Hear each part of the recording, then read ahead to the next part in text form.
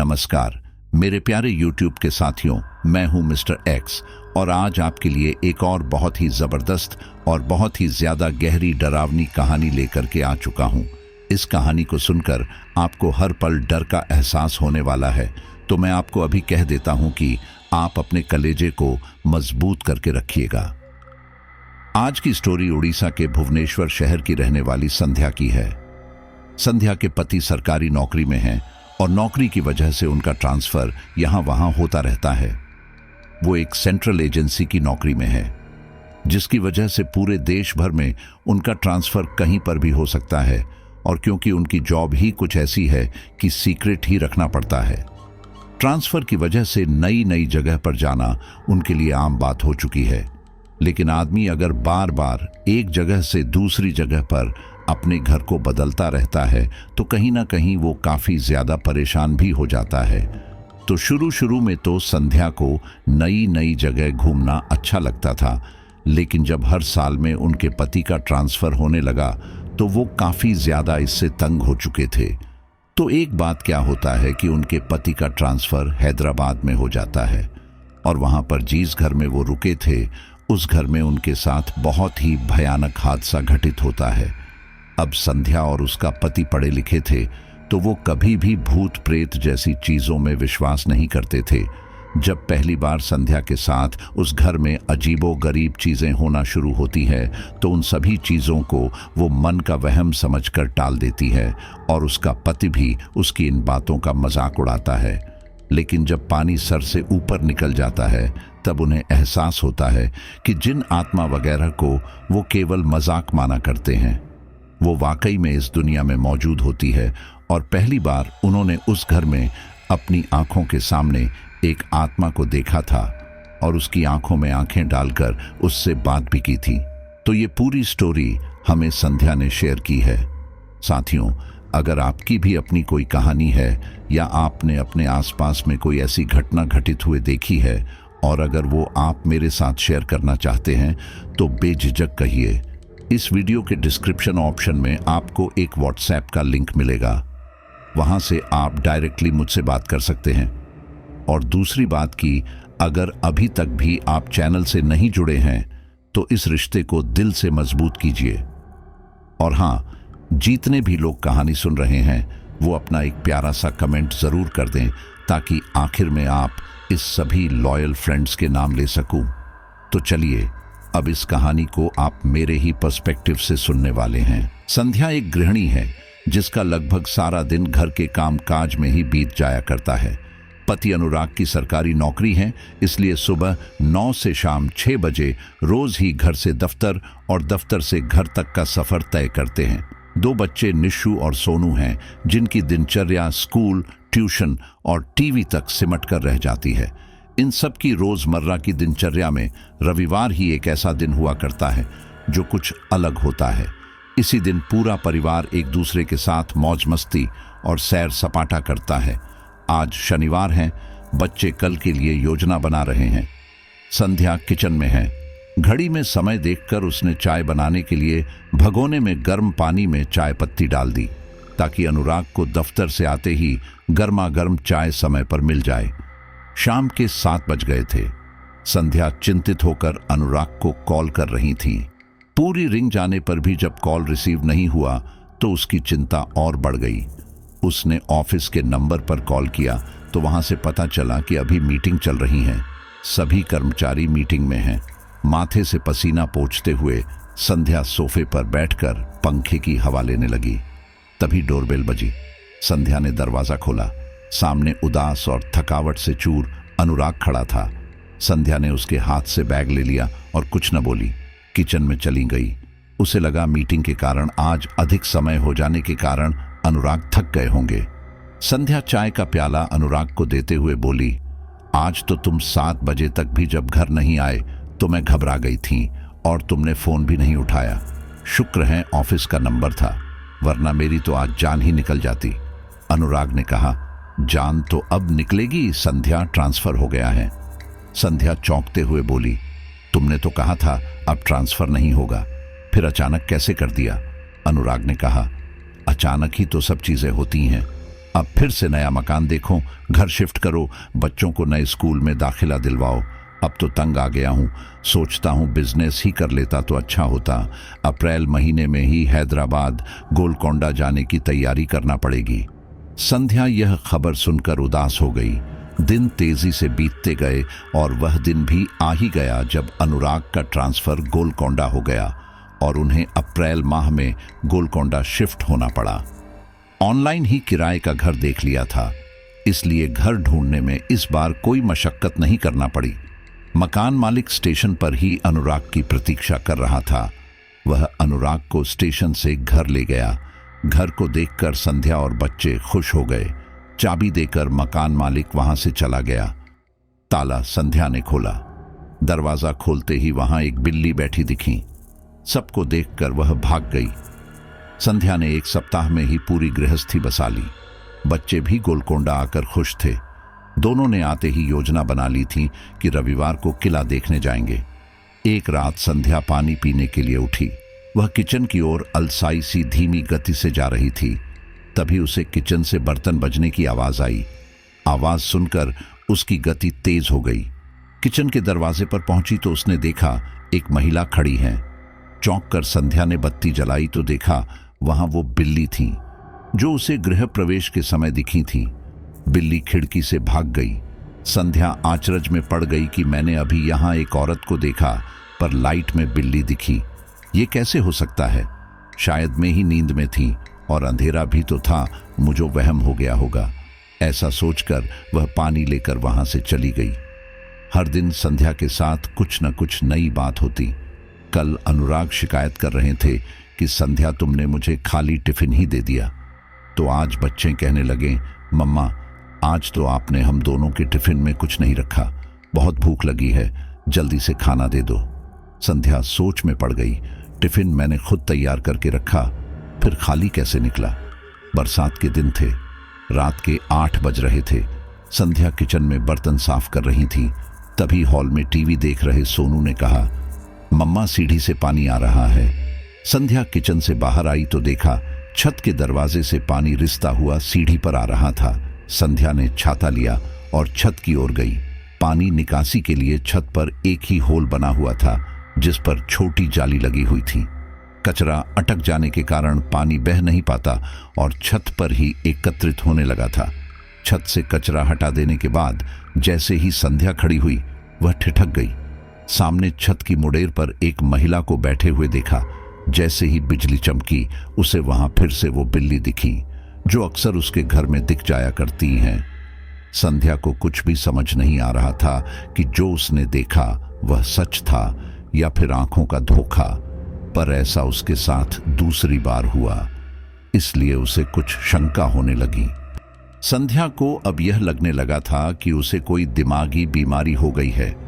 उसने इस बारे में अनुराग से भी बात की, जिसे अनुराग ने मजाक में उड़ाकर टाल दिया। एक शाम की बात है। संध्या आंगन में बने तुलसी क्यारे के यहां दीपक लगा रही थीं। आंख बंद करके वह प्रार्थना कर रही थी। जैसे ही उसने अपनी आंखें खोली वह भौचक्की रह गई। वही महिला जो अक्सर संध्या को दिखाई देती थी अब संध्या के ठीक सामने बैठी हुई थी। उसका चेहरा रूखा हुआ था, बाल ऐसे उलझे हुए थे मानो बरसों हो गए हों कंधी किए हुए। उसकी आंखें पत्थरीली थीं, जैसे रो रो कर आंसू सूख गए हों। डर के कारण संध्या ने अपनी आंखें मिच ली। वह जस की तस बैठी रही। तभी सोनू वहां आया और बोला, मम्मी भूख लगी हैं, कुछ खाने का दे दो ना। संध्या को लगा जैसे वही औरत सोनू की आवाज में बात कर रही हैं। संध्या चीखते हुए कानों पर हाथ रखते हुए घर के अंदर चली गई। संध्या के पीछे दोनों बच्चे भी दौड़े। संध्या की हालत देखकर बच्चे घबरा गए। उन्होंने अनुराग को फोन कर दिया। अनुराग ऑफिस से भागे भागे आए। संध्या अब भी बहुत डरी सहमी थी। संध्या ने अनुराग को सारा किस्सा सुनाया। अनुराग ने उसे संध्या का वहम ही समझा। जाहिर सी बात है कि भूत प्रेत की बातों पर यकीन करना लगभग नामुमकिन ही होता है। अनुराग संध्या को समझाते हुए बोले, तुमने वहम को इतना अधिक पाल लिया है कि अब वह तुम्हें हर कहीं दिखाई देने लगा है। तुम इस ख्याल को दिमाग से निकाल दो और अपनी पसंद के कामों को किया करो। संध्या को भी उसकी कही बात सही लगी। अनुराग आज जल्दी घर आ गए थे, इसलिए सभी ने बाहर घूमने का प्लान बनाया। आज सभी ने गोलकोंडा किला पहली बार देखा। किला घूमने के बाद बाहर ही डिनर करके सभी करीब 11 बजे घर पहुंचे। सभी लोग बहुत थक गए थे तो बिस्तर पर जाते ही सो गए। रात करीब 3 बजे खटपट की आवाज से संध्या की नींद टूटी। उसने अपनी दाहिनी ओर सो रहे अनुराग को देखा। अनुराग गहरी नींद में सो रहे थे। बेड के दाहिनी ओर ही एक कोने में संध्या की ड्रेसिंग टेबल रखी हुई थी। उस ओर नजर पड़ते ही संध्या हक्की बक्की रह गई। ड्रेसिंग टेबल के सामने एक महिला कंघी कर रही थी, जिसके बाल बिखरे और उलझे हुए थे। संध्या चीख पड़ी। हड़बड़ी में अनुराग उठे तो देखा चेहरे को हाथ से ढके हुए संध्या बैठी हुई थी। अनुराग ने पूछा, क्या हुआ संध्या? संध्या ने आंखों को बंद ही रखा और उंगली से ड्रेसिंग टेबल की ओर इशारा किया। अनुराग ने लाइट ऑन की और ड्रेसिंग की ओर देखा। ड्रेसिंग टेबल की खूंटी पर संध्या का सफेद दुपट्टा लहरा रहा था। दुपट्टे को गुस्से से खींचकर अनुराग ने कहा, इतनी रात को यह दुपट्टा दिखाने के लिए मेरी नींद खराब की? संध्या ने आश्चर्य से दुपट्टे को देखा, फिर कातर भाव से अनुराग की ओर देखा, मानो वह यकीन दिलाना चाह रही हो कि उसने यहां अभी फिर उसी महिला को देखा था। अनुराग ने प्रेम से संध्या को देखा और उसके सर पर हाथ रखते हुए कहा, तुम आराम करो संध्या। सुबह संध्या की नींद देर से खुली। अनुराग हाथ में ट्रे लिए हुए मुस्कुराकर कमरे में आए। संध्या ने झिझकते हुए कहा, अरे आपने तकलीफ क्यों की? अनुराग बोला, कभी हमें भी अपनी सेवा का मौका दिया करें मोहतरमा जी। संध्या धार्मिक प्रवृत्ति की महिला है। उसकी ईश्वर पर अटूट आस्था होने के कारण ही वह अब तक हुई तमाम अजीब घटनाओं के घटित होने के बावजूद भी खुद को संभाले हुए थी। किसी भी तरह की नकारात्मक ऊर्जा को वह अपने ऊपर हावी नहीं होने देती थी। जब भी वह घर पर अकेली होती थी, जब उसे एहसास होता था कि कोई और उस पर हावी हो रहा है, अचानक उसके कान सुन्न हो जाते, सर भारी होने लगता और एक अजीब सी घबराहट से दिल बेचैन हो उठता। संध्या खुद को जकड़ा हुआ सा महसूस करती। न वह बोल पाती, न ही अपने हाथ पैर चला पाती। ऐसी स्थिति में वह मन ही मन अपने इष्ट देव को याद करती और ईश्वर का ध्यान करते ही वह स्वयं को बंधन मुक्त पाती, जैसे किसी ने उसे अपनी गिरफ्त से मुक्त कर दिया हो। अब संध्या अनुराग को अपनी आप बीती भी नहीं सुनाती थी। वह खुद को हर तरह से यही समझाती कि उसके मन का वहम ही है जो इन सब घटनाओं को अंजाम दे रहा है। संध्या अब स्वयं को किसी न किसी काम में व्यस्त रखने लगी थी। हर काम वह अब भजन गुनगुनाते हुए ही करती थी। ऐसा करने से उसे बहुत सुकून भी मिलता था और अब कोई भी अनहोनी नहीं होती थी। बात अगर वहम की होती तो निश्चित तौर पर संध्या की व्यस्तता से ही छुटकारा मिल जाता। एक शाम जब संध्या अनुराग के ऑफिस से आने की प्रतीक्षा में आंगन में टहल रही थी, तब उसे घर के अंदर किसी के होने का आभास हुआ। आज अमावस्या थी। शाम खत्म हो गई और रात गहराने लगी थी। आंगन की दीवारें बड़ी भयानक लग रही थीं। कई सालों से उन पर लिपाई पुताई नहीं हुई थी।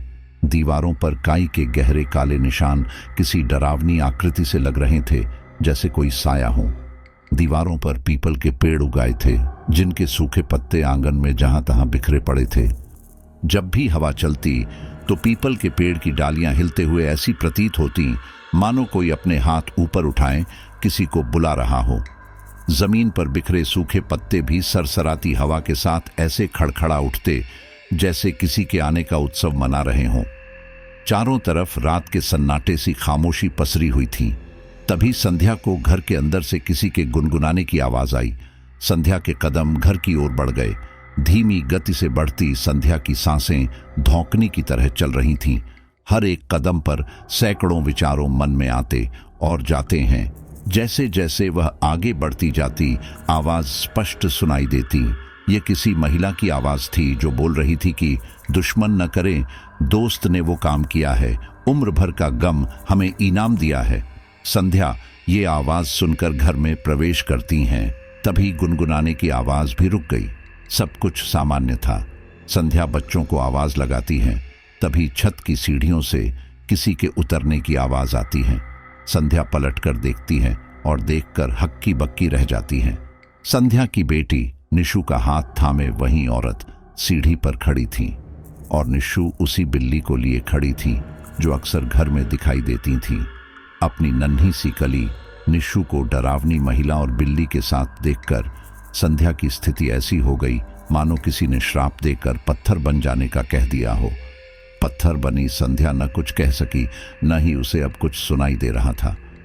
अचानक ही कानों में शून्य सी पिन चुभती आवाज आई और संध्या की आंखों के सामने अंधेरा छा गया।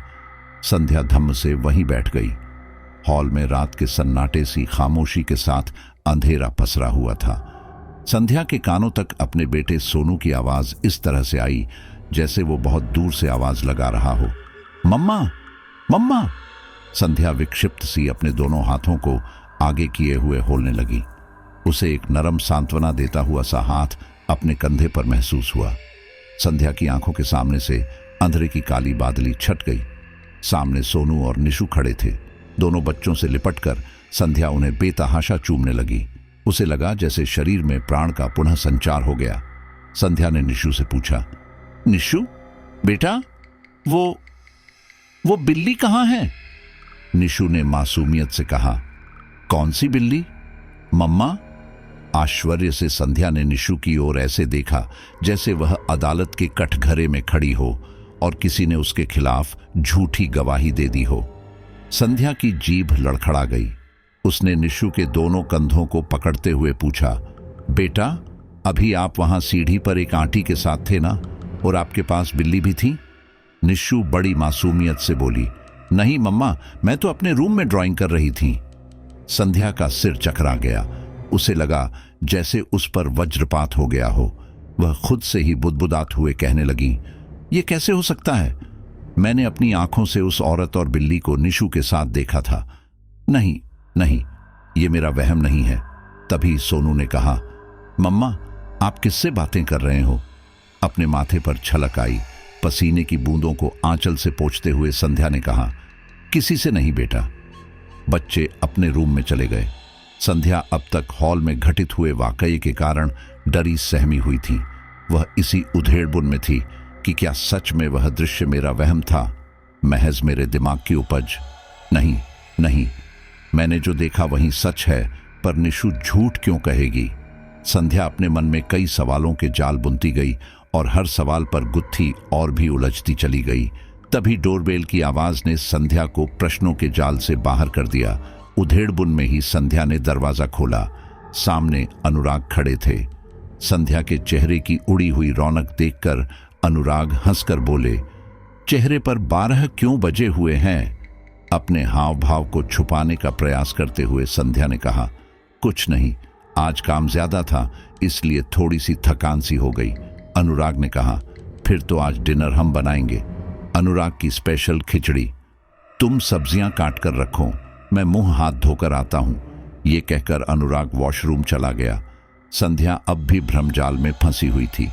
मन में विचार मथनी की तरह घूम रहे थे। वह किचन की ओर चली गई। संध्या ने सब्जियां काट कर रख दी। अनुराग भी किचन में आ गए और खिचड़ी बनाने लगे।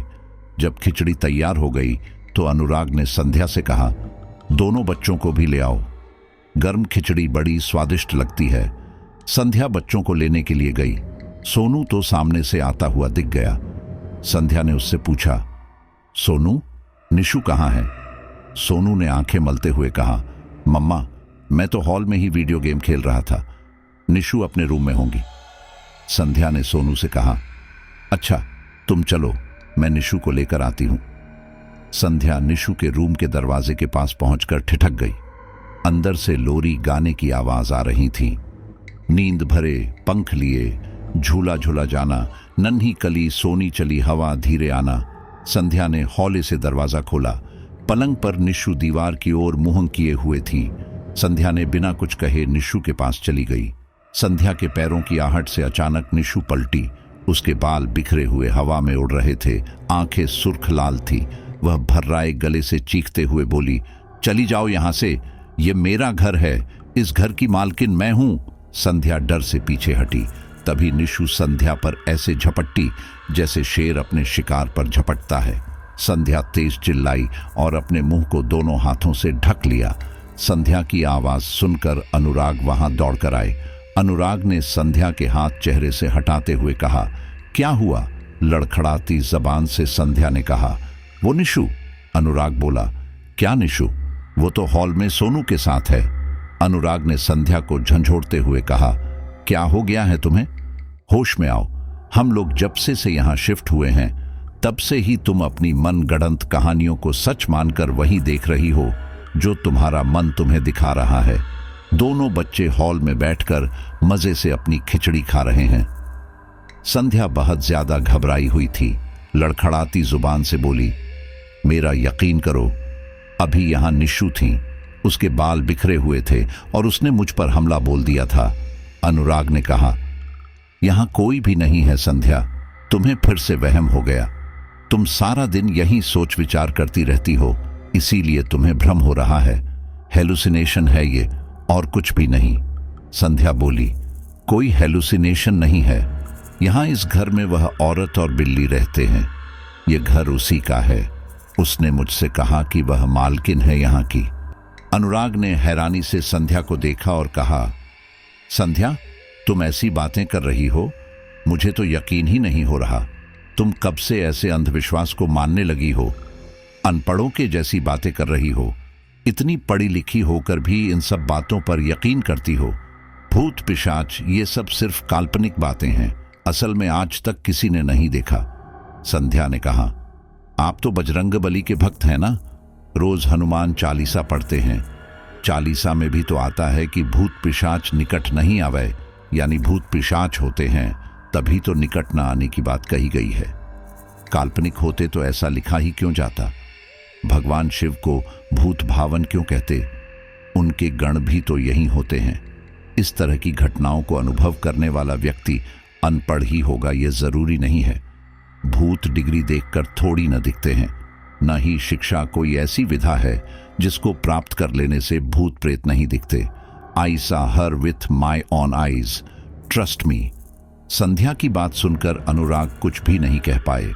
वह कुछ देर चुप ही रहे, फिर प्यार से संध्या को समझाते हुए कहते हैं, मुझे तुम पर पूरा यकीन है, लेकिन मैं भूत पर यकीन नहीं करता हूं। फिर भी हम किसी अच्छे से पंडित से इस विषय में बात करके उन्हें यहां लेकर आएंगे। ये तो हुई तुम्हारी तसल्ली वाली बात। मेरी तसल्ली के लिए तुम्हें कल मेरे साथ डॉक्टर जयशंकर के क्लिनिक पर चलना होगा। संध्या ने कहा, ठीक है। अनुराग ने मुस्कुराते हुए कहा, अब मन में भगवान को याद रखो और चलो। भूतों ने खिचड़ी का मजा किरकिरा कर दिया। संध्या के मन को भी हल्की सी राहत महसूस हुई। वह मजाक करते हुए बोली, भूतों ने मेरे दिमाग का दही कर दिया और आपको अपनी खिचड़ी की पड़ी है। अनुराग हंसकर बोले, कल से तुम भूतों के लिए दही जमा दिया करना, तो वो तुम्हारे दिमाग का दही नहीं बनाएंगे।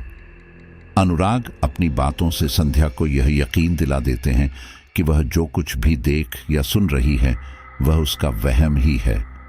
रात के करीब 2 बजे अनुराग की नींद खुलती है। वह जब अपने बगल में संध्या को नदारद पाते हैं तो झटके से उठकर बैठ जाते हैं। आंखों में रही सही नींद भी अब पूरी तरह से गायब हो गई थी। अनुराग मन ही मन बोलने लगा, इतनी रात को संध्या कहाँ गई? हो सकता है वॉशरूम में हो। यह विचार कर अनुराग ने साइड टेबल से मोबाइल फोन उठाया और टाइम देखकर फिर से टेबल पर रख दिया। करीब 20-25 मिनट बाद यही प्रक्रिया अनुराग ने दोहराई और जब समय देखा तो मन में शंका हुई, अब तक तो संध्या को वॉशरूम से आ जाना चाहिए था। अनुराग बिस्तर छोड़कर कमरे से बाहर निकले। बाहर अजीब सा माहौल था। घर का हर कोना भयानक लग रहा था। हवा से हिलते हुए दरवाजे और खिड़कियों पर लगे पर्दे भी भूत की तरह लग रहे थे। किचन का दरवाजा चर्र की आवाज करता, आगे आता फिर पीछे चला जाता। सन्नाटा पसरा हुआ था। फिर भी लग रहा था जैसे कोई आपस में बतिया रहा हो। पूरे घर की बत्तियां बुझी हुई थी। अनुराग नए बत्ती जलाने के लिए जैसे ही स्विच बोर्ड के स्विच पर अपनी उंगली रखी तो करंट का हल्का सा झटका लगा। अनुराग ने फौरन अपना हाथ पीछे कर लिया। करंट अंगुली से होता हुआ कोहनी तक अब भी महसूस हो रहा था। हाथ में झुंझुनी सी आ गई। अनुराग हाथ को संभाले हुए वहीं खड़े रहे। तभी बल्ब झपकने लगा। लाइट बंद चालू होने लगी। अनुराग ने स्विच बोर्ड को देखा तो सारे स्विच बंद थे। थोड़ी देर बाद हॉल में लगे सभी बल्ब झपकने लगे और फिर एक साथ बंद हो गए।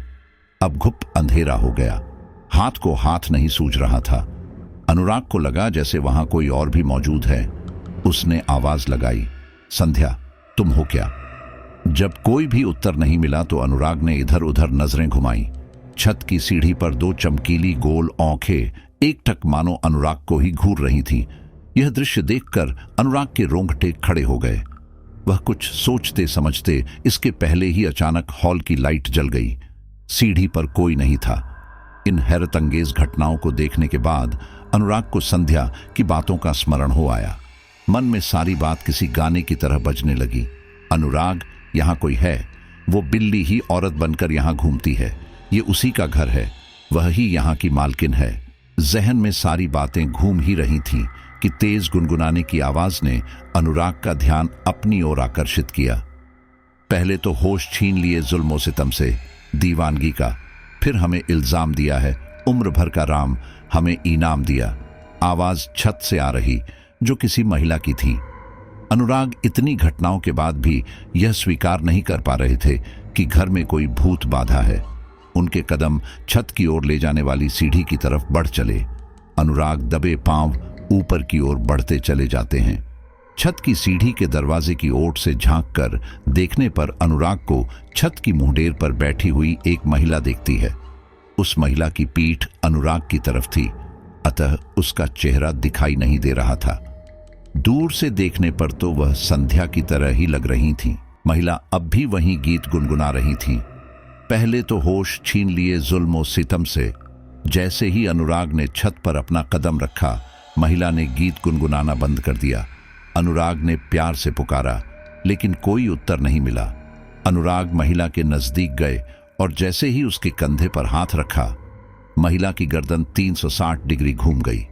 उसका चेहरा बड़ा भयानक था। अनुराग डर से पीछे हटे। वह महिला वहीं मुंडेर पर बैठी हुई हंसते हुए बोली, यह मेरा घर है, मैं यहाँ की मालकिन हूं।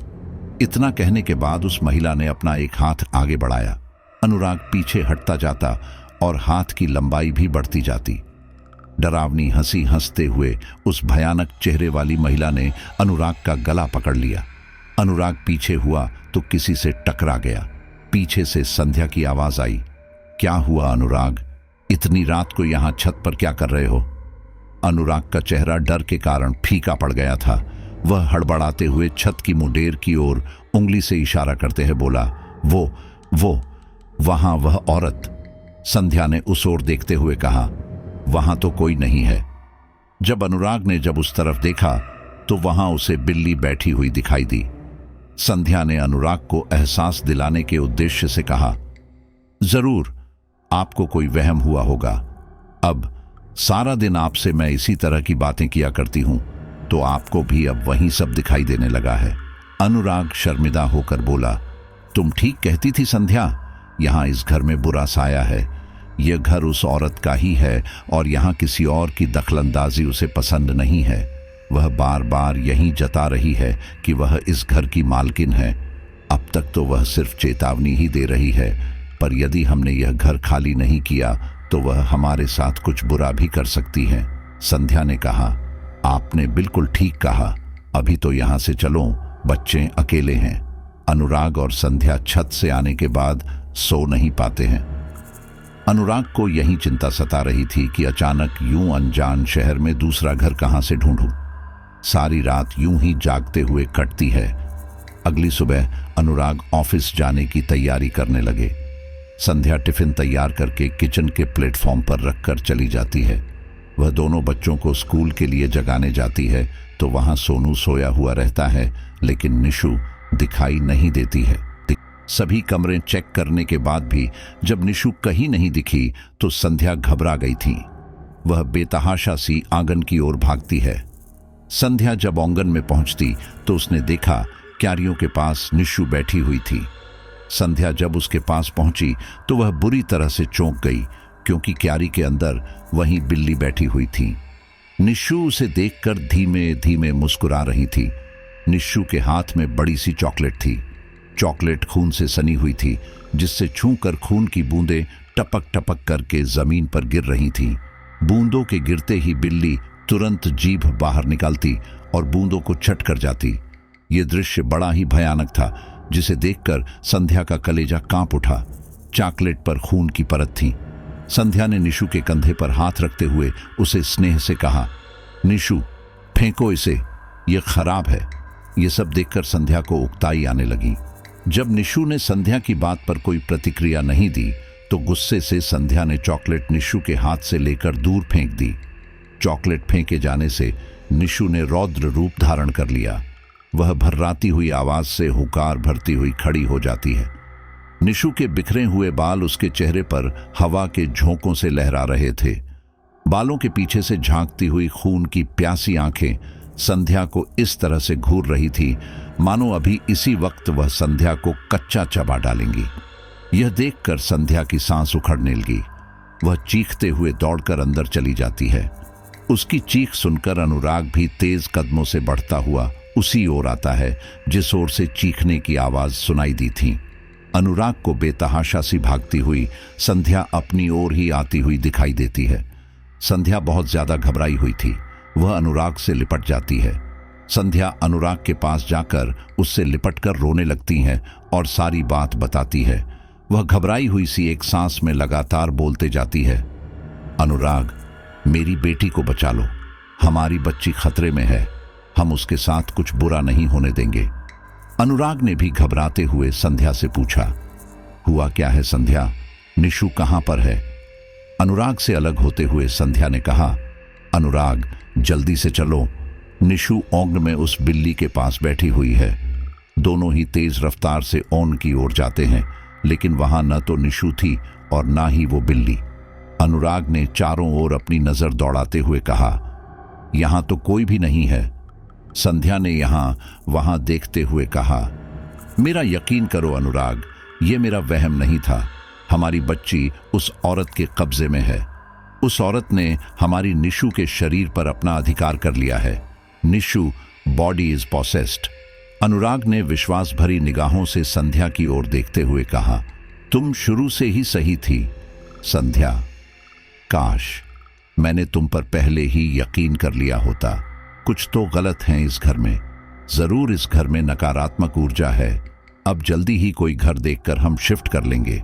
फिलहाल तो निशु को ढूंढते हैं। दोनों आपस में बातचीत कर ही रहे होते हैं कि उन्हें आंगन से लगे गलियारे से कुछ ठोंकने की तेज आवाज सुनाई देती है। दोनों चौंक कर एक दूसरे का चेहरा देखते हैं, क्योंकि उस तरफ कभी कोई जाता नहीं था। वहां टूटा फूटा हुआ कबाड़ का सामान रखा हुआ था। अधिकांश सामान तो मकान मालिक का ही रखा हुआ था। दोनों तेजी से उस ओर जाते हैं। वहां जो दृश्य उन्हें दिखाई दिया उसे देखकर दोनों के हाथ पैर फूल गए। निशु क्रोधित होकर एक चूहे को बुरी तरह से लठ से मार रही थी। बार बार प्रहार से चूहे का कीमा बन चुका था। संध्या को चक्कर सा आ गया।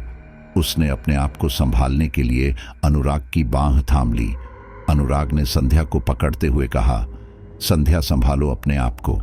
अनुराग ने जब संध्या से कहा कि अपने आप को संभालो, तब संध्या मन में अथाह पीड़ा लिए हुए कहती है, संभालना तो हमें अपनी बच्ची को है अनुराग, हमने बेहद देर कर दी समझने में।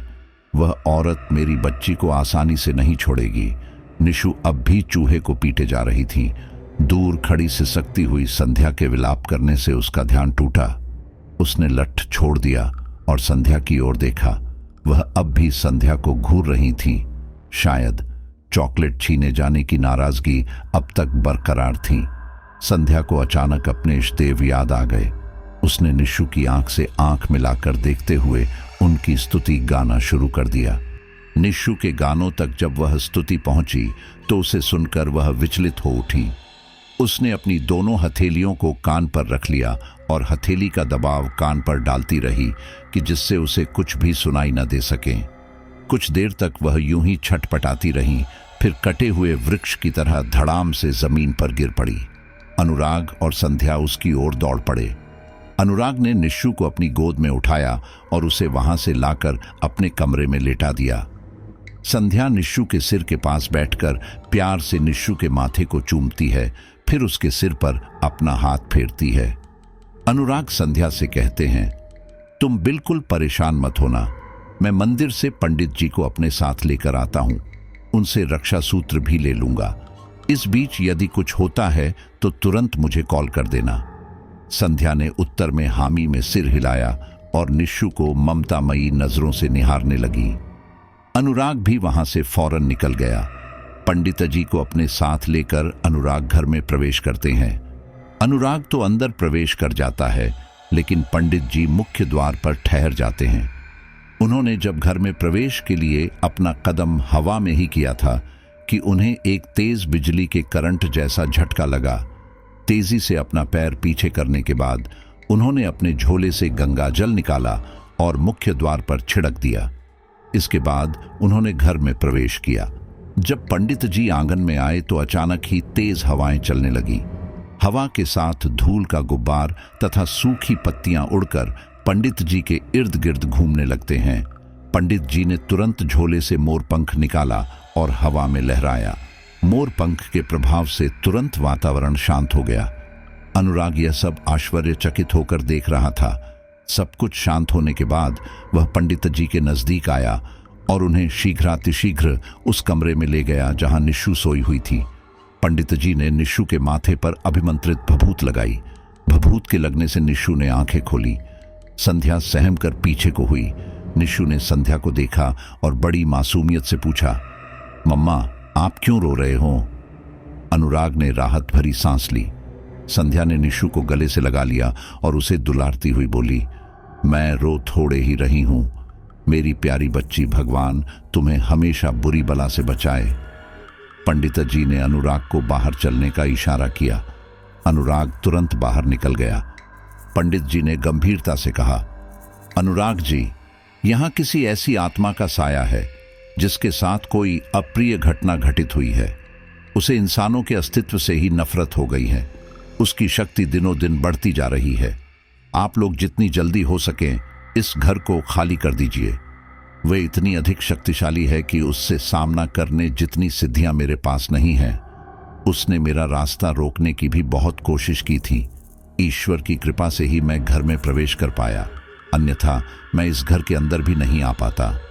अब तक उसने आप लोगों के साथ कुछ बुरा नहीं किया है, किंतु अब इस बात की प्रबल संभावना है कि वह आपको नुकसान पहुंचा सकती है। अब तक उसने आप लोगों को सिर्फ डराया ही है, अपने इस घर में होने का एहसास दिलाया है, लेकिन अब तक अपनी शक्तियों का प्रयोग नहीं किया है। अनुराग को हिदायत देने के बाद पंडित जी ने आंगन में ईंट की सहायता से हवन कुंड बनाया। इसके बाद पूरे परिवार को हवन में शामिल होने के लिए बुलाया। सभी लोग आकर अपने अपने आसन पर बैठ गए। निशु संध्या की गोद में गुमसुम सी बैठी हुई थी। पंडित जी हवन कुंड में आम की सूखी लकड़ियां रख रहे थे। हवन कुंड के पास सारी हवन सामग्री रखी हुई थी। सामग्री में गंगा जल, श्रीफल, पुष्प, पुष्पमाला, गंध, जौ, अक्षत, रोली, सूखा नारियल, गाय का घी, कलावा आदि सब रखा हुआ था। पंडित जी ने आदेशात्मक स्वर में कहा, अब यजमान सर्वप्रथम श्री गणेश जी का नाम लेकर श्रीफल अर्पण करें।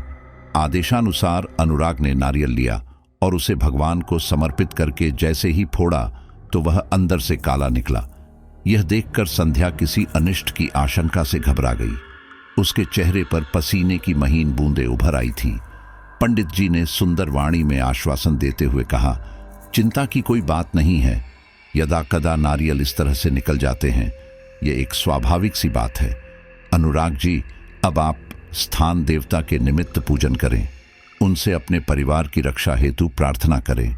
तभी निशु ने टेढ़ी हंसी हंसते हुए कहा, यह घर मेरा है, मैं ही यहाँ की मालकिन हूं। इतना सुनकर वहां मौजूद सभी लोगों के चेहरे की हवाइयां उड़ गई।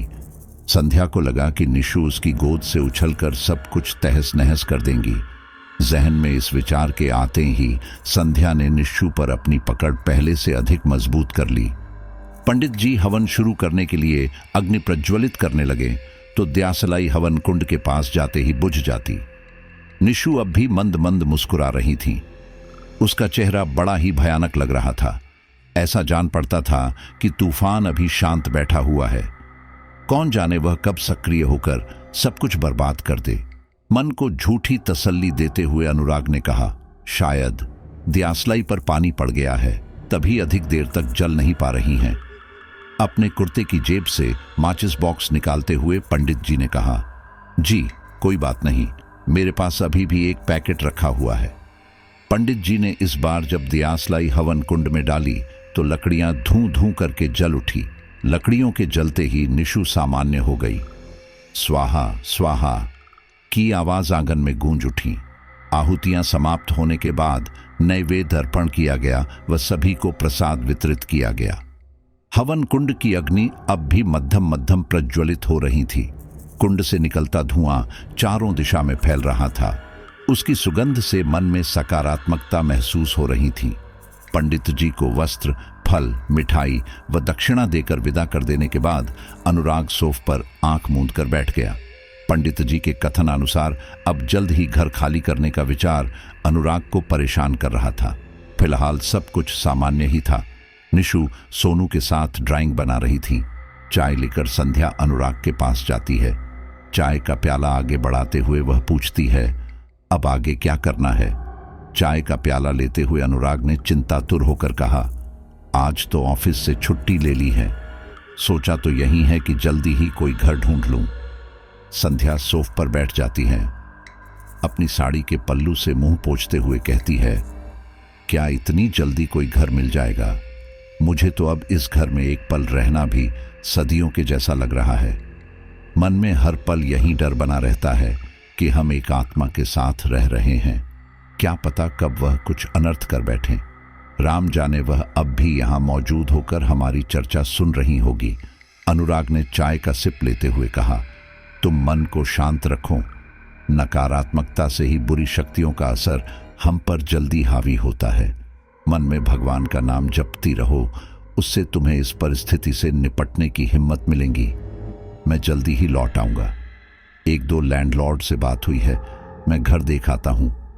तुम अपना और बच्चों का ख्याल रखना। चाय खत्म करने के बाद अनुराग वहां से चले गए। संध्या बच्चों के पास जाकर बैठ गई। वह ड्राइंग में व्यस्त बच्चों को देखकर मुस्कुरा देती है। सोनू की ड्राइंग शीट में झांककर देखने पर एक खूबसूरत सी सीनरी दिखाई देती है। संध्या शाबाशी देते हुए उसकी पीठ थपथपा देती है। इसके बाद वह निशु की ड्राइंग शीट को देखती हैं तो उसके पैरों तले जमीन खिसक जाती है। निशु ने अपनी ड्राइंग शीट पर एक औरत बनाई हुई थी जिसके पास बिल्ली बैठी हुई थी। औरत के बाल बिखरे हुए थे। बिल्ली की आंखें बड़ी और चमकीली थीं। संध्या ने निशु से ड्राइंग शीट ले ली और कहा, बेटा आपने तो बहुत अच्छी ड्राइंग बनाई है, मैं इसे अपने रूम में लगाऊंगी। इतना कहकर संध्या ने निशु और सोनू का हाथ पकड़ लिया और उन्हें अपने कमरे में ले गई। कमरे में पहुंचकर सबसे पहले संध्या ने वह ड्राइंग अपने बेड के गद्दों के नीचे छुपा दी। रात के करीब 3 बज रहे थे। संध्या और अनुराग अपने कमरे में सो रहे थे। निशु और सोनू भी आज उन दोनों के बीच में सोए हुए थे। कमरे के बाहर कदमों की आहट से संध्या की नींद खुल गई। उसने उठकर अपने बगल में देखा तो वह जगह खाली पड़ी हुई थी। अनुराग और सोनू गहरी नींद में सोए हुए थे। निशु को अपनी जगह न पाकर संध्या डर गई। उसने तुरंत अनुराग को जगाया। आंखें मलते हुए उबासी लेकर अनुराग ने पूछा, क्या हुआ संध्या? संध्या ने रुआंसी आवाज में कहा, निशु यहां नहीं है। इतना सुनकर अनुराग के होश उड़ गए। उनकी आंखों की बची खुची भी नींद फुर्र हो गई। संध्या और अनुराग फौरन बिस्तर छोड़कर बाहर की ओर भागते हैं। सबसे पहले वह दोनों निशु को ढूंढते हुए उसके रूम में पहुंचते हैं। जब वहां निशु नहीं मिलती है तो वह किचन और छत तक भी निशु को ढूंढाते हैं। अंत में वह आंगन में जाते हैं। बाहर बेहद अंधेरा था। निशु आंगन में भी नहीं थी। अब घर की एकमात्र जगह वह गलियारा ही बची थी। संध्या और अनुराग इतनी रात को वहां करोड़ों रुपए दिए जाने पर भी जाना मंजूर नहीं करते, लेकिन यहां तो करोड़ों से भी ज्यादा अनमोल उनकी बिटिया की बात थी। सो दोनों ने डरते सहमते हुए उस ओर अपने कदम बढ़ा दिए। उस गहरे सन्नाटे में आंगन में जहां तहां बिखरे पड़े हुए सूखे पत्तों की सरसराहट सुनाई दे रही थी। संध्या और अनुराग को गलियारे में एक परछाई सी दिखी। वह परछाई निशु की थी। निशु सामने एकटक गलियारे में बने स्टोर रूम की ओर देख रही थी। उस कमरे के बाहर अजीब सी शांति पसरी हुई थी। इतने में स्टोर रूम का दरवाजा अपने आप खुला। लकड़ी के दरवाजे के खुलने से उस सन्नाटे में छर्र की आवाज भी बड़ी खौफनाक जान पड़ती थी। रात काफी होने की वजह से कमरे के अंदर गहरा अंधेरा छाया हुआ था। निशु धीरे धीरे उस कमरे की तरफ बढ़ने लगती है, मानो कोई अनजान अदृश्य शक्ति उसे अपनी ओर बुला रही थी। संध्या और अनुराग कुछ समझ पाते इसके पहले ही निशु कमरे में प्रवेश कर कई और कमरे का दरवाजा अपने आप बंद हो गया। उस सुनसान बरसों से बंद पड़े हुए कमरे के अंदर से एक महिला के हंसने की आवाज गूंजने लगी। उसकी हंसी बहुत देर तक सुनसान फिजा में गूंजती रही। संध्या के अंदर की ममता यह देखकर तड़प उठी। वह बिना देरी किए दौड़कर उस कमरे के नजदीक जाती है। वह रो रो कर दरवाजा खटखटाने लगती है, अपनी बच्ची को लौटा देने की गुहार लगाती है। उस डरावनी सी औरत से ऐसे मिन्नतें करती हैं मानो वह भगवान हो और उसकी करुण पुकार सुनकर उसकी मनोकामना पूर्ण कर देंगे। अनुराग भी कमरे के दरवाजे को खोलने की भरसक कोशिश करते हैं। जब दरवाजा नहीं खुलता है तो वह उसे तोड़ने का निश्चय करते हैं। अनुराग पीछे होते हैं, फिर जय बजरंगबली का जयकारा लगाते हुए दरवाजे पर तेज प्रहार करते हैं। पहले प्रहार में वह नाकामयाब हो जाते हैं, लेकिन दूसरी बार प्रहार करने पर दरवाजा खुल जाता है। कमरे के अंदर घुप अंधेरा था, चारों ओर सन्नाटा पसरा हुआ था। संध्या और अनुराग धीरे धीरे आगे बढ़ते जा रहे थे। संध्या अपनी बेटी को पुकार रही थी, निशु निशु निशु बेटा। उसकी आवाज बरसों से बंद पड़े कबाड़ से भरे कमरे में गूंज रही थी। अनुराग पैर से जमीन को टटोलते हुए आगे बढ़ता जा रहा था। अनुराग के पैर से कुछ टकराता है। अनुराग ने झुककर उसे टटोला। शायद ये टॉर्च है, ये विचार करके अनुराग ने वह वस्तु उठा ली। सचमुच वह वस्तु पुराने जमाने की टॉर्च ही थी। अनुराग ने उसमें बने स्विच को ऑन किया, लेकिन टॉर्च ऑन नहीं हुआ। संध्या ने चिढ़कर कहा, फेंको इस कबाड़ को और जल्दी से निशु को ढूंढो। मेरा तो इस जगह पर बहुत दम घुट रहा है, अजीब सी बेचैनी हो रही है, सिर भी भारी हुआ जा रहा है। न जाने क्यों यह महसूस हो रहा है कि यहाँ किसी ने अपनी जिंदगी के कई साल गुजार दिए। अनुराग का ध्यान टॉर्च पर ही केंद्रित था। वह टॉर्च को इस उम्मीद से ठोंक रहे थे मानो बंद पड़ी टॉर्च के कोई पुर्जा हिल जाए और टॉर्च चालू हो जाए। अनुराग ने संध्या की बात पर ध्यान ही नहीं दिया। संध्या को अनुराग का यह रवैया नागवार गुजरा। घुप अंधेरे में भी उसने अंदाजे से ही अनुराग के हाथ से टॉर्च छीनकर दूर फेंक दिया। फेंके जाने से टॉर्च ऑन हो गया। जिस जगह टॉर्च गिरा था वहां पर एक रॉकिंग चेयर रखी हुई थी। चेयर के पास साइड टेबल थी जिस पर ग्रामोफोन रखा हुआ था। अनुराग तेज कदमों से बढ़ता हुआ टॉर्च की ओर जाता है। वह टॉर्च उठाकर जैसे ही मुड़ता है तो चर्र चर्र आवाज करते हुए रॉकिंग चेयर इस तरह से हिलने लगी है जैसे उस पर बैठकर कोई आराम फरमा रहा है। थूक गटकते हुए अनुराग ने कपकपाते हाथ से चेयर रोक दी। अनुराग को वहां एक पल खड़े रहना भी किसी भयानक सज्जा सा लगा। वहां से वह तुरंत हट जाता है। उसने टॉर्च की रोशनी से पूरे कमरे का मुआयना किया। निशु कहीं भी दिखाई नहीं दी। अनुराग घूमते हुए जब कमरे को देख रहा होता है तो अचानक वह धक से रह जाता है। घूमते हुए जब अनुराग टॉर्च की रोशनी सामने दिखाता है तो उसे सामने एक औरत दिखाई देती है। उस औरत के जटाओं से उलझे हुए बाल उसके चेहरे पर बिखरे पड़े थे। बालों के बीच में से झांकती हुई गहरी काली आंखें एकटक अनुराग को ही घूर कर देख रही थीं। उसके होंठ भी काले स्याह थे। उसका चेहरा शांत था। अचानक अनुराग के कंधे पर एक हाथ आता है और वह बुरी तरह से चीख पड़ता है। सन्नाटे में अनुराग की चीख देर तक गूंजती रही। संध्या ने डरते हुए पूछा, क्या हुआ अनुराग? अनुराग का दिल जोर जोर से धड़क रहा था। उसकी सांस ही रुक गई थी। अब फिर से सांस आई और वह गहरी सांसें भरने लगा था। डर के कारण उसके मुंह से शब्द नहीं निकल पा रहे थे। उसका पूरा बदन पसीने से तरबतर हो गया। कुछ देर तक हाँफने के बाद अनुराग ने कहा, संध्या, वह औरत, अभी अभी मेरे सामने वह औरत खड़ी थी। संध्या की तो मानो सिट्टी पिट्टी गुम हो गई। डर उसके शरीर में रक्त के साथ बह रहा था। उसे अब अपना जीवन ही अंधकारमय प्रतीत होने लगा था। वह समझ गई थी कि उस औरत ने ही यह सब जाल बुना था, उन्हें यहां इस कमरे तक लाने के लिए। रात का समय था। उसकी शक्तियां अब कई गुना बढ़ चुकी थीं। उसकी शक्ति के आगे जब पंडिताजी हथियार डाल चूके थे, तो अब अनुराग और संध्या कैसे उसका मुकाबला कर सकेंगे। उनका मरना अब तय था। वह स्वयं ही काल के गाल में समाने आए थे। अनुराग अब तक गहरे सदमे में था। न जाने कौन सी ऐसी ताकत थी जिसके कारण वह उस भयंकर दृश्य को देख लेने पर भी अब तक जिंदा था। संध्या और अनुराग मौन हो गए। तभी कमरे में सन्नाटा पसरा और आवाज आई, उम्र भर का राम हमें इनाम दिया है, दुश्मन न करे दोस्त ने वो काम किया है। कुछ देर की शांति के बाद एकदम से ग्रामोफोन बज उठा। वहीं गीत एक बार फिर उस डरावनी फेजा में गूंजने लगा। उम्र भर का राम हमें इनाम दिया है, ना खुदा का, तूफों में हमको छोड़ के साहिल पे आ गए, तूफा में हमको छोड़ के साहिल पे आ गए, साहिल पे आ गए, ना खुदा का हमने जिन्हें नाम दिया है।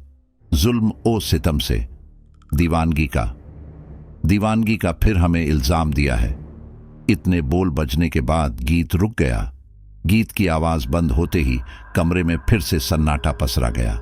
उस सन्नाटे को चीरती हुई रॉकिंग चेयर की आवाज एक बार फिर से कमरे में गूंज रही थी। ग्रामोफोन पर गीत की एक पंक्ति फिर बज उठी और बंद हो गई। गीत के साथ रॉकिंग चेयर की आवाज भी बंद हो गई। गीत की पंक्ति को इस बार एक भूतिया बड़ी भयंकर आवाज ने गुनगुनाया। बन के रकीब बैठे हैं वो जो हबीब थे। आवाज इतनी भयानक थी कि अनुराग और संध्या का कलेजा कांप गया। वह पत्थर बने जस के तस खड़े रहे। गीत की पंक्ति के बाद बड़ी भयंकर हंसी का ठहाका उस कमरे में गूंजकर अनुराग व संध्या के मन में पनपते भय को और अधिक बढ़ा रहा था। संध्या ने अनुराग की बाहों को कसकर पकड़ लिया। वह मन ही मन अपने इष्ट देव को याद करके मंत्र जप करने लगी। अब ईश्वर ही एकमात्र सहारा थे। मंत्र जप से उस औरत को तकलीफें होने लगीं। यह जानकर संध्या ने मंत्रों का तेज उच्चारण करना शुरू कर दिया। संध्या के साथ अनुराग भी मंत्र बोलने लगे। मंत्र के प्रभाव से कमरे में रखा सामान थरथराने लगा। मंत्र जप को रोकने की भरसक कोशिश करते हुए उस आत्मा ने कमरे में रखा सामान इधर उधर फेंकना शुरू कर दिया। जब इससे भी मंत्र जप नहीं रुका तो कमरे की खिड़कियों के सारे शीशे टूटने लगे। संध्या और अनुराग ने मंत्र जप जारी रखा। अब आत्मा ने अंतिम दांव खेला। उसने बेहोश निशु को हवा में उठा लिया। निशु को होश आ गया और वह रोने लगी। बिलखते हुए वह कहने लगी, मम्मा मुझे बचा लो, मुझे यहां से ले जाओ, मुझे बहुत डर लग रहा है। रोती बिलखती हुई निशु के प्राणों को संकट में देखकर संध्या सब कुछ भुलाकर अपनी बेटी की ओर भागी। उसने मंत्र जपना छोड़ दिया। वह अपनी बेटी को दिलासा देने लगी, घबराओ नहीं निशु, मम्मा यहीं पर हैं।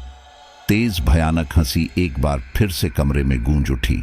अब तक अदृश्य शक्ति के रूप में जिसने कमरे में भूचाल ला दिया था, वह संध्या के सामने खड़ी हो गई। उस औरत ने एक नजर निशु की ओर देखा, फिर अंगारे उगलती हुई आंखों से संध्या को घूरते हुए बोली, भगवान का साथ छोड़ दिया, अपनी बेटी से नाता जोड़ लिया, बहुत गलत किया। यह रिश्ते नाते सब दिखावा है, झूठ है, धोखा है। आज तुम इसके लिए तड़प उठी, कल ये तुम्हें तड़पाएगी, तरसाएगी, रुलाएगी। संध्या को न जाने क्यों उस भयानक औरत की आवाज में दर्द महसूस हुआ। उसे उसके जीवन में मिले धोखे की झलक उसकी कही बातों में दिखी। गीत की पंक्तियां बरबस ही संध्या के कानों में गूंजने लगी।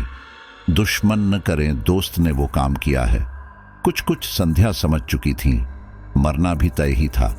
उसने फिर भी हिम्मत नहीं हारी और आत्मविश्वास भरी आवाज में बोली, दोस्त कभी दुश्मन नहीं होते। जिसने धोखा दिया वो कभी दोस्त था ही नहीं, वह तो आया ही धोखा देने। स्वार्थ से जुड़े लोग अक्सर बहुत मीठी बातें किया करते हैं। आपसे वही कहेंगे जो आप सुनना पसंद करते हैं। आपके हित की बात कभी नहीं करेंगे। आपको आपकी गलतियों से कभी वाकिफ नहीं करवाएंगे। कभी किसी बात में रोक टोक नहीं करेंगे, क्योंकि यह सब करके पहले तो वो आपका दिल, आपका भरोसा जीत लेंगे। फिर जब उनको यह महसूस हो जाएगा कि अब आप उनके बुने जाल में फंस चुके हैं, तब वह आपका फायदा उठा देने के बाद आपसे दूर हो जाएंगे। क्या ऐसा व्यक्ति दोस्त हो सकता है? संध्या की बात सुनकर उस औरत के चेहरे के भाव बदल गए। संध्या ने निडर होकर अपनी बात जारी रखते हुए कहा, दोस्त की परिभाषा तो यही होती है जो आपके साथ हर हाल में अपना रिश्ता निभाए। आप जैसे हैं वह आपको उसी रूप में स्वीकार करे। यदि आप में कोई कमी है या आप किसी बुरी आदत के शिकार हैं तो वह आपकी उस आदत को छुड़वाए, न कि आपको छोड़कर चला जाए। आपके प्रेम से आनंदित रहें और गुस्से को भी हंसकर पी जाएं। यही सही मायने में एक दोस्त के गुण है। दोस्ती का रिश्ता दोनों तरफ से ईमानदारी से निभाया जाता है। तभी तो सुदामा को कृष्ण मिल जाते हैं और कृष्ण भी सुदामा से मिलकर खुद को भूल जाते हैं और प्रेम से अपने मित्र को गले लगा लेते हैं। उस क्रोधित महिला पर न जाने संध्या की बातों का ऐसा असर हुआ कि उनके मन में बरसों से पनप रहे नफरत के वृक्ष की जड़ें हिल गई। उसने सावधानी पूर्वक निशु को नीचे उतार दिया। निशु दौड़कर संध्या से जाकर लिपट गई। कमरे में उसी औरत की भर्राती हुई आवाज गूंजी, चले जाओ यहां से, इससे पहले कि मेरा मन फिर से बदल जाए। संध्या ने निशु को अनुराग की गोद में देते हुए कहा, मेरे पति व बेटी को यहां से सुरक्षित जाने दो। आज मैं यहां से तब तक नहीं जाऊंगी जब तक आपके साथ हुए धोखे को जान नहीं लेती। संध्या की यह बात सुनकर अनुराग चौंक कर उसे घूरकर सवालिया निगाहों से देखता है, मानो इशारों ही इशारों में कह रहा हो कि कहां इस प्रपंच में पड़कर जान मुसीबत में डाल रही हो। भला हो ईश्वर का जो इस भयंकर औरत ने हमें बख्श दिया। अब चलो यहां से। यदि उस औरत का डर न सताता तो अनुराग ये सब बातें संध्या को फटकार लगाते हुए कहता, लेकिन नजाकत को समझते हुए उसने चुप रहने में ही सबकी भलाई समझी। अनुराग भी वहीं संध्या के साथ चलने के इंतजार में निशु को गोद में लिए हुए खड़ा रहा। न जाने संध्या को क्या हो गया था। वह भी किसी अड़ियल जिद्दी बच्चे सी वहीं तस से मस खड़ी रही। कमरे में शांति पसरी हुई थी। अनुराग का कलेजा डर के मारे फटा जा रहा था। उसे यही चिंता सता रही थी कि कहीं वह आत्मा अपना मन न बदल दे और संध्या के जिद के कारण सभी मौत के घाट उतार दिए जाएंगे। वह औरत अब अनुराग व संध्या की नजरों से ओझल हो चुकी थी। कपकपाती हुई आवाज में अनुराग ने कहा, संध्या जिद मत करो, वह यहां से जा चुकी है। देखो कहीं दिखाई भी नहीं दे रही है, न ही कोई आवाज सुनाई दे रही है। संध्या मौन ही रही।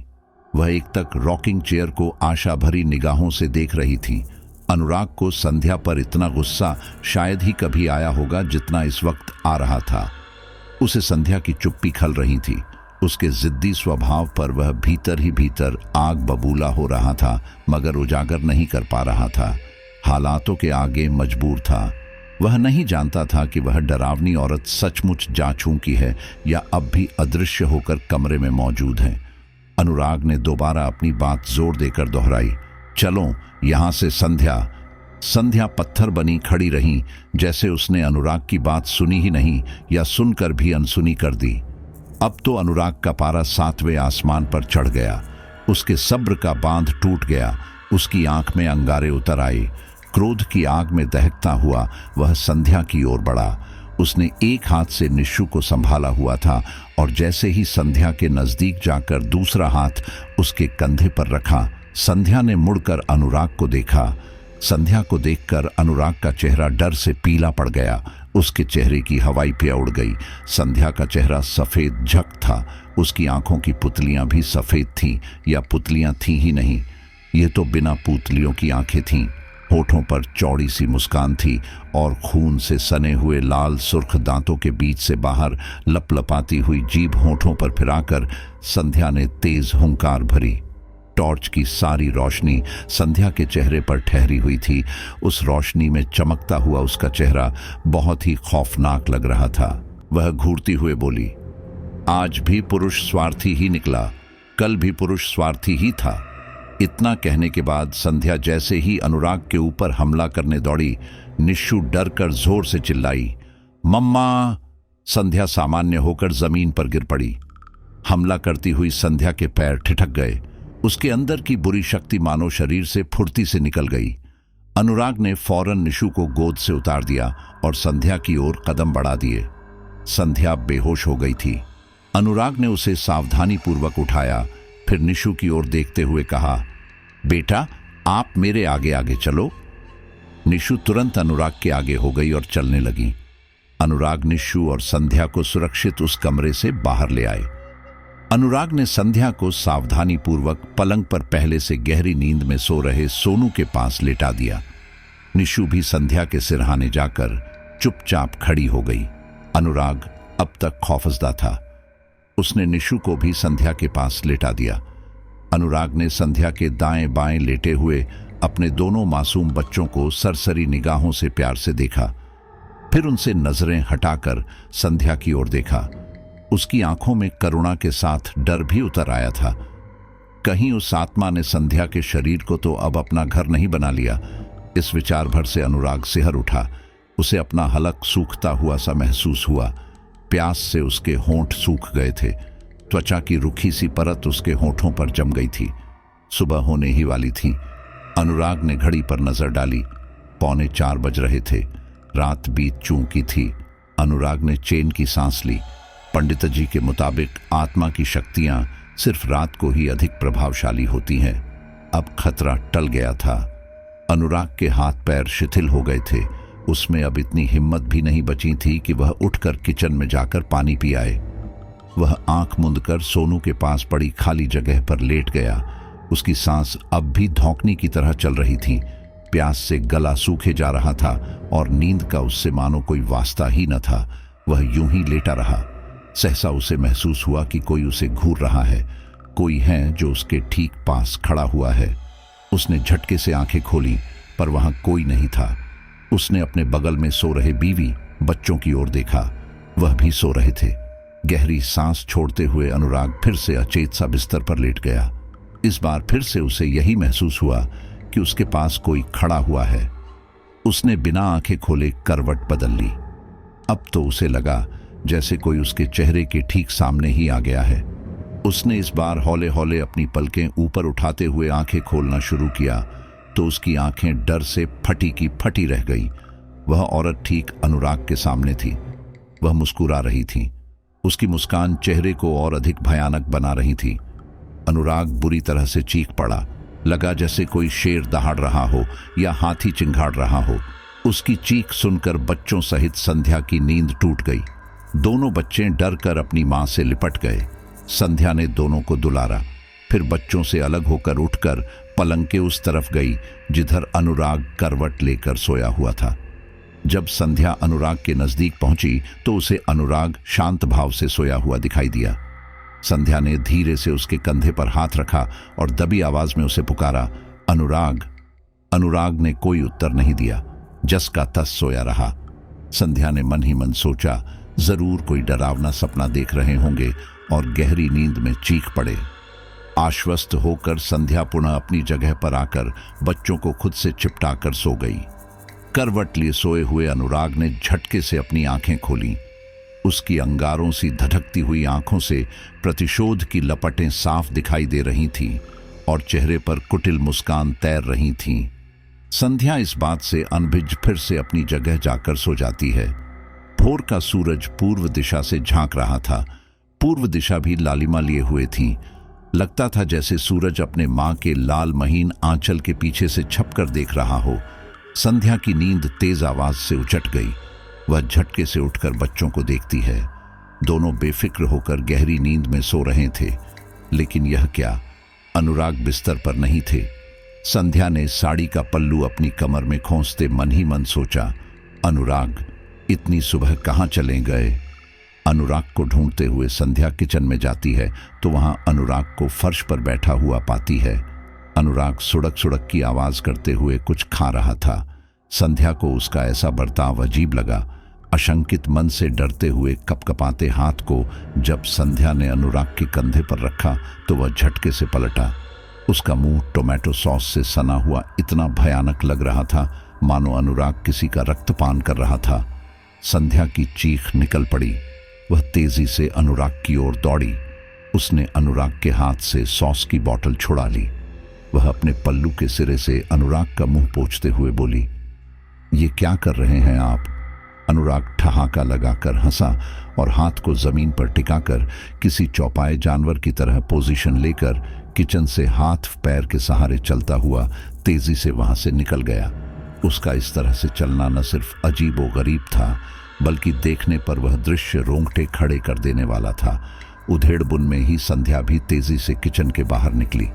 उसने हॉल में चारों तरफ अपनी नजर दौड़ाकर अनुराग को चारों ओर ढूंढा। जब उसे वह कहीं भी दिखाई नहीं दिया तो वह आंगन की ओर जाती है। अनुराग उसे यहां भी नहीं दिखता है। संध्या को कुछ भी समझ नहीं आ रहा था। उसके दिमाग ने जैसे काम करना ही बंद कर दिया था। ऊहापोह की इस स्थिति में वह यह भी भूल गई थी कि कल रात उसका सामना आत्मा से हुआ था। कैसे उस आत्मा के चंगुल से निशु को आजाद करवाया था। उसे यह भी समझ नहीं आ रहा था कि अनुराग पर उसी आत्मा का साया है। वह तो अनुराग के व्यवहार से क्षुब्ध होकर उसे बेतहाशा सी ढूंढ रही थी। संध्या सिर पर हाथ धरे हुए असमंजस में पड़ी हुई थी। अचानक गलियारे से तेज आवाज आई। संध्या ने चौंक कर आवाज की दिशा में देखा और फिर तेजी से उस तरफ भागते हुए गई। वह गलियारे से गुजरती हुई स्टोर रूम के दरवाजे तक चिंतित होकर वहां पहुंच गई। दरवाजे पर पहुंचते ही उसके कदम ठिठक गए। रात को घटित सारा घटनाक्रम उसकी आंखों के सामने आ गया। अनुराग के बर्ताव की वजह भी वह समझ गई। माजरा क्या है यह समझते ही उसकी रूह कांप उठी। अब उसका पति आत्मा की जद में था। सुबह के समय ही वह इस तरह का बर्ताव कर रहा था, फिर रात को वह क्या कुछ नहीं करेगा। ओह, इस ख्याल से ही संध्या सिर से पैर तक सिहर उठी। संध्या डरते सहमते हुए जोर जोर से धड़कते हुए दिल से स्टोर रूम में दाखिल होती हैं। रूम में अंधेरा जरूर था, पर इतना भी नहीं कि कुछ दिखाई न दे। प्राकृतिक प्रकाश से अंधेरा उतना काला नहीं था जितना रात को रहता है। धीरे धीरे संध्या कमरे में आगे बढ़ती जा रही थी। वह रॉकिंग चेयर से कुछ एक कदम दूरी पर जाकर ठहर गई। वहां उसे कोई भी हलचल होती दिखाई नहीं दी। उसने साइड टेबल पर रखे हुए ग्रामोफोन को देखा। उस पर गीत बजने की उम्मीद से उसके कान उसी ओर लगे हुए थे, लेकिन यह उम्मीद भी टूट गई। संध्या का पूरा ध्यान व कान ग्रामोफोन पर केंद्रित था। वह इस बात से अनजान थी कि उसके ठीक पीछे अनुराग खड़ा था। अनुराग ने साड़ी पहनी हुई थी। उसकी आंखों में लगा बेतरतीब काजल, उसके बिखरे बाल, माथे पर लगी बड़ी लाल बिंदी, होठों पर लगी गहरी लाल लिपस्टिक और पूरे चेहरे पर लगा सफेद झक पाउडर उसके चेहरे को बड़ा भयानक बना रहा था। वह गर्दन टेढ़ी करके संध्या को देख रहा था। संध्या को अपने पीछे किसी की मौजूदगी का एहसास हुआ। डर के कारण उसकी घिघी बंध गई, लेकिन वह भी मानो आज सिर पर कफन बांधकर ही आई थी। दृढ़ संकल्प ने उसमें ऊर्जा का संचार कर दिया। वह धीरे से मुड़कर देखती है तो उसके चेहरे के एकदम सामने अनुराग का डरावना रूप और भयानक चेहरा होता है। संध्या को देखकर वह बड़ी भयंकर हंसी हंसता हुआ उसके सामने से निकल जाता है। कमरे में उसकी हंसी कुछ देर तक गूंजती रही। संध्या की स्थिति बड़ी दयनीय थी।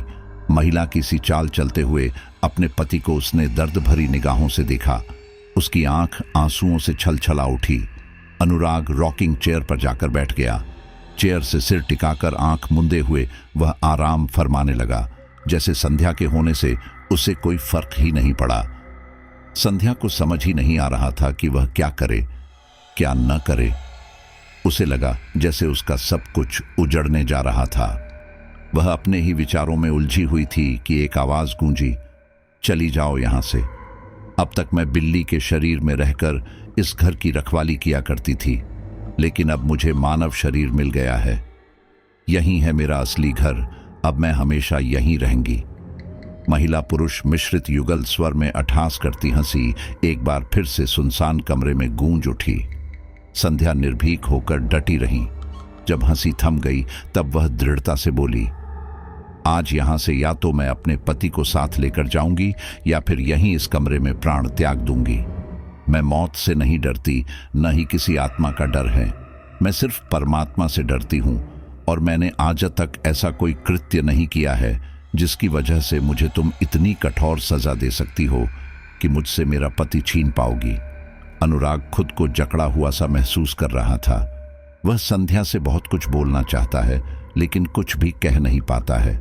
उसका अपना ही शरीर किसी और शक्ति द्वारा संचालित हो रहा था। अपने मस्तिष्क पर जोर देने पर अचानक ही जैसे उस शक्ति का अनुराग के शरीर से नियंत्रण हट गया। अनुराग किसी कैद से रिहा हुआ कैदी सा खुद को स्वतंत्र महसूस करते हुए झट से अपनी पत्नी से बोला, संध्या, यहां से चली जाओ, बच्चों को लेकर कहीं दूर चली जाना। यहां तुम्हारा रुकना खतरे से खाली से नहीं है। खुद को और बच्चों को बचाओ। संध्या ने घबराते हुए किंतु दृढ़तापूर्वक कहा, चाहे कुछ भी हो जाए, मैं तुम्हें यहां छोड़कर नहीं जा सकती है। मैं तुम्हें अपने साथ लेकर ही जाऊंगी। संध्या आगे कुछ कहने को हुई ही थी कि अचानक अनुराग के चेहरे के भाव और आवाज बदल गई।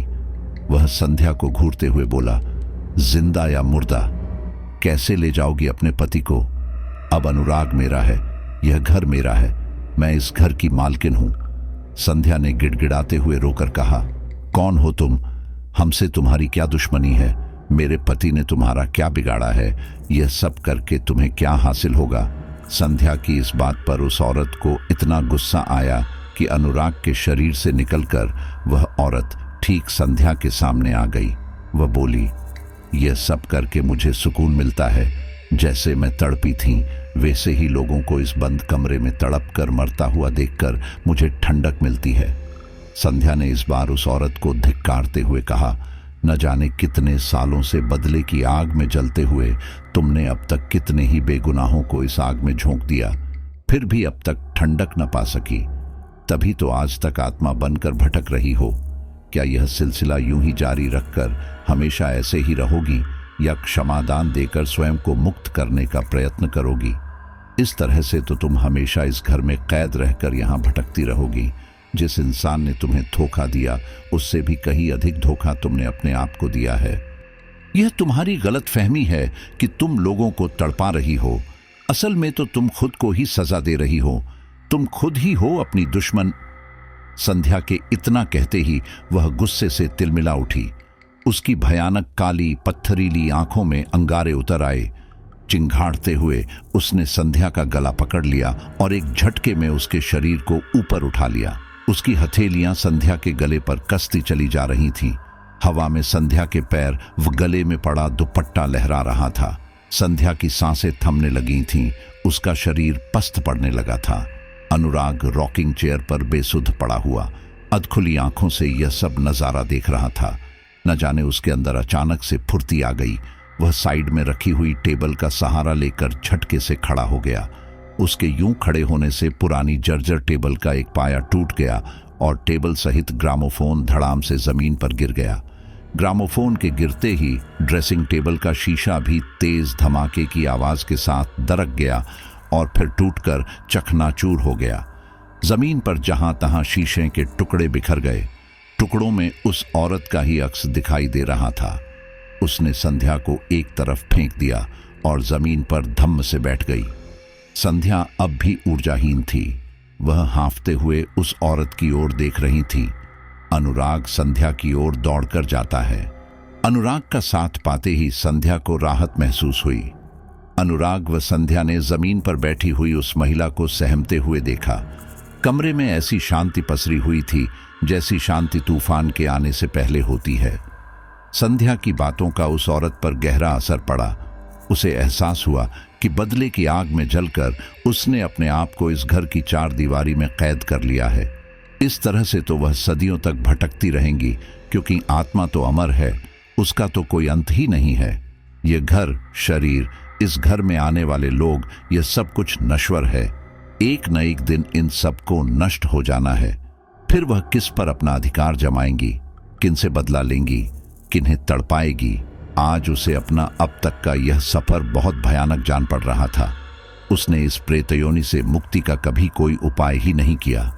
वह तो अपने अहम और वहम में इतनी अधिक उलझी हुई थी कि उसे यही योनिश्रेष्ठ लगने लगी थी। उस महाभयंकर औरत ने मानो आत्मसमर्पण कर दिया था। अब वह पश्चाताप की अग्नि में जल रही थी। इस अग्नि में उसके अंदर व्याप्त ईर्ष्या, जलन व बदले की भावना भी भस्म हो गई। वह निर्मल निश्चल नदी सी हो गई। वह नरम स्वर में बोली। उसके स्वर में पश्चाताप था। तुमने ठीक कहा था कि मैं ही अपनी दुश्मन हूं। अब तक मैंने अपने आप को धोखा दिया है। इतना कहकर वह चुप हो गई। कमरे में शांति पसर गई। कुछ देर चुप्पी साधे रहने के बाद संध्या ने हिम्मत करके उस औरत से सवाल पूछा, आपके साथ क्या हुआ था? प्रेतयोनि में आप क्यों हैं? किसने आपको धोखा दिया था? मैं आपकी मुक्ति के लिए पूरी कोशिश करूंगी यदि आप मुझे अपने अतीत के विषय में बताएंगी। संध्या की बातों को, उसके प्रश्नों को सुनकर अब की बार वह औरत नाराज नहीं हुई। उसने कातर भाव से संध्या की ओर देखा। फिर वह अपने अतीत के बारे में संध्या को बताने लगी। बात उन दिनों की है जब मैं अपने माता पिता की मृत्यु से पूरी तरह टूट चुकी थी। मैं अपने माता पिता की इकलौती बेटी थी। उन्होंने मुझे बहुत लाड प्यार से पाला पोसा था। वह अक्सर कहते थे कि मैं उनके प्रेम की एकमात्र निशानी हूं, इसीलिए मेरा नाम प्रेमावती रखा गया था। माँ मुझे लाड से प्रेमा बुलाती थी तो पापा लता कहकर पुकारते थे। हम सब बहुत सुखी थे। सब कुछ ठीक ही था कि अचानक आई महामारी ने मेरा हंसता खेलता परिवार उजाड़ दिया। महामारी की चपेट में पापा आ गए। माँ ने मुझे उनसे दूर ही रखा और वह उनकी रात दिन सेवा करती। वह इस आस का दीप संजोए हुए थी कि पापा जल्दी स्वस्थ हो जाएंगे। लेकिन एक शाम उनकी आस का दीपक बुझ गया और पिताजी ने अंतिम सांस ली। अचानक हम पर दुखों का पहाड़ टूट पड़ा। पापा के यूं चले जाने से घर ही नहीं, हमारा जीवन ही सूना हो गया। माँ भी दिन रात रोती रहती थी। वह गुमसुम ही रहती थी। उनकी हालत भी दिन ब दिन बिगड़ती जा रही थी। उनकी सुगठित काया भी क्षीण होने लगी थी। सब उन्हें यही समझाते कि अपना ख्याल रखो। एक जवान बेटी की जिम्मेदारी अब उनके ऊपर ही आन पड़ी है। कोई भी यह समझ नहीं पाया कि वह भी महामारी की चपेट में आ चुकी थी और एक रात जब वह सोई तो फिर कभी नहीं जागी। वह सुबह तो मेरे जीवन में घनघोर अंधेरा लेकर आई थी। माँ के चले जाने के बाद से मैं डिप्रेशन में चली गई थी। मुझे तो यह भी भान नहीं था कि मैं कब अस्पताल में भर्ती करवा दी गई थी। कुछ दिनों तक तो मामा आते जाते रहे। फिर महामारी के डर से मामी ने उनका आना भी बंद करवा दिया। मामी की अपने पति को लेकर फिक्र जायज थी। अपनों को खोने का दर्द में बहुत अच्छी तरह से समझ चुकी थी। अस्पताल में दिन बीत रहे थे। मैं जीना नहीं चाहती थी। अंदर से पूरी तरह टूटकर बिखर चुकी थी। जीवन को लेकर मन में कोई उत्साह ही नहीं था। मैं स्वस्थ होकर अपने घर लौटना नहीं चाहती थी। रोज यही प्रार्थना किया करती थी कि भगवान मुझे भी अपने पास बुला लो। डॉक्टर मुझे समझाते, जीवन को नए तरीके से जीना सिखाते, पर मुझ पर न ही उनकी बात असर करती, न ही उनके द्वारा दी जा रही दवा ही असर करती। एक दिन मैं बेड पर लेटी हुई खिड़की से बाहर के सूने सिंदूरी आकाश की ओर टकटकी लगाए हुए ताक रही थी। सहसा एक अजनबी लड़का मेरे सामने आकर बैठ गया। मेरी आंखों में जितनी अधिक मायूसी थी उतनी ही चमक उसकी आंखों में थी। मुस्कुराकर उसने कहा, हेलो, मेरा नाम प्रेम है। प्रेम से सभी मुझे प्रेम ही बुलाते हैं। उस लड़के पर मैंने कोई विशेष ध्यान नहीं दिया। उसकी बातों को अनसुना करते हुए मैं करवट बदलकर लेट गई। वह उठकर चला गया होगा। इस उम्मीद से जब मैंने फिर से करवट बदली तो मैं चौंक गई। वह अब भी वहीं बैठा हुआ मेरी ओर देखकर मुस्कुरा रहा था। मुझे उसकी यह बात न जाने क्यों बहुत अच्छी लगी थी। बहुत अपना सा लगने लगा था वह अजनबी। उस दिन से वह रोज आने लगा था। उसका आना मुझे सुकून देने लगा था। मैं उसका इंतजार किया करती थी। धीरे धीरे मेरे स्वास्थ्य में सुधार होने लगा था। एक दिन जब डॉक्टर को लगा कि मैं पूरी तरह से स्वस्थ हूं तो उन्होंने मुझे हॉस्पिटल से डिस्चार्ज दे दिया। मैं अपने घर प्रेम के साथ ही आई। बहुत समय बाद घर के दरवाजे खुले थे। घर में धूल छा गई थी। प्रेम ने पहले मेरा कमरा साफ किया और वहां मुझे आराम करने की सख्ती से नसीहत देकर घर की साफ सफाई में जुट गया। वह इतने से भी नहीं रुका और उसने दलिया भी बना दिया। उसकी ऐसी निस्वार्थ सेवा को देखकर मेरा मन उसकी ओर आकर्षित होने लगा। मैं उसके प्रेम जाल में फंसती चली गई। मैंने उसके बारे में कभी कुछ जानने की कोशिश भी नहीं की। अब वह मेरे साथ घर में ही रहने लगा था। मैं उसका साथ पाकर बहुत खुश थी। सोचती थी कि मम्मी पापा होते तो कितना खुश होते प्रेम से मिलकर। समय सुख से गुजर रहा था। एक दिन प्रेम कहीं भी दिखाई नहीं दिया। मैं उसे ढूंढते हुए स्टोर रूम की ओर गई थी। तभी मुझे किसी के फुसफुसाने की आवाज सुनाई दी। मैं दीवार से सटकर कान लगाकर बातों को सुनने की कोशिश कर रही थी। मुझे स्पष्ट रूप से स्टोर रूम के अंदर हो रही बातचीत सुनाई देने लगी। एक लड़की रोष प्रदर्शन करते हुए बोली, और कितने दिनों तक यहां रखकर यह सब नाटक करते रहोगे? कहीं सचमुच उस लड़की पर तुम्हारा दिल तो नहीं आ गया? याद रखना, मैं तुम्हारी बीवी यदि मुझे धोखा देने के बारे में सोचा भी ना तो कहीं का नहीं छोड़ूंगी, बर्बाद कर दूंगी तुम्हें। और उस लड़की को प्रेम ने दबी हुई आवाज में कहा, अरे जरा धीरे बोलो, अगर उस लड़की को हमारी योजना के बारे में जरा सी भी भनक लग गई तो सारे किए कराए पर पानी फिर जाएगा। अभी तुम यहां से जाओ, मैं आज ही सारे कागजातों पर उस लड़की के दस्तखत करवा लूंगा। प्रेम की बात सुनने के बाद मेरा पारा 7वें आसमान पर चढ़ गया। गुस्से से आग बगुला होती मैं स्टोर रूम में भन भनाते हुए गई। मुझे देखकर प्रेम और उसकी पत्नी की हवाइयां उड़ गई। वह दोनों पहले तो भयभीत होकर मुझे देखने लगे पर बोले कुछ भी नहीं। थोड़ी देर कमरे में मातम जैसा सन्नाटा पसरा रहा। फिर जब प्रेम की पत्नी धीरे से कमरे से जाने लगी तो मैंने उसे रोकते हुए कहा, क्या हुआ, बिना वसीयत लिए ही जाने लगी? अभी तो मैंने हस्ताक्षर भी नहीं किए। मेरे इतना कहने के बाद दोनों पति पत्नी झेंप गए। मैं गुस्से से प्रेम की ओर मुखातिब हुई। मैंने उसकी कॉलर पकड़ ली। धमकी देते हुए मैं नागिन सी फुफकारती हुई बोली, प्रेम नाम को कलंकित कर दिया तूने। इंसानियत होती तो मेरे हालतों पर तरस खाता, पर तूने तो मेरे माता पिता की मौत को भी अपने लिए सुनहरा अवसर समझा और तू मेरे अरमानों की चिता पर अपनी रोटियां सेंकने लगा। अरे लालची, यह घर दौलत जो कुछ भी चाहिए था यूं ही आकर मांग लेता, मैं भीख समझकर दे देती। इतना बड़ा स्वांग रचाने की क्या जरूरत थी? अब 420 के मामले में तुम दोनों जेल में सड़ोगे। अचानक पीछे से मेरे सिर पर किसी भारी वस्तु से तेज प्रहार हुआ। प्रेम की कॉलर से मेरी पकड़ ढीली हो गई। मेरी आंखों के आगे अंधेरा छा गया। मैं बेसुध होकर जमीन पर गिर गई। इसके बाद घटित हुई घटना की मुझे कोई जानकारी नहीं है। मुझे बस यह याद है कि मेरे शरीर को जब वह लोग दफना रहे थे तब तक मैं जिंदा थी। मेरे मस्तिष्क में मेरी मृत्यु से पहले हुई सारी बातें अंतिम सांस तक चलती रहीं। यह उसी का परिणाम होगा कि मेरी आत्मा मरकर भी मुक्ति न पा सकी। मैंने आत्मा के रूप में खुद को कमरे में पाया। उन लोगों ने मेरे शरीर को दफन कर दिया था, लेकिन आत्मा तो स्वतंत्र थी। मैं कमरे से बाहर निकली। बाहर निकलते ही मैंने देखा कि मेरे अपने घर पर अब किसी पराये इंसान ने अपना कब्जा कर लिया है।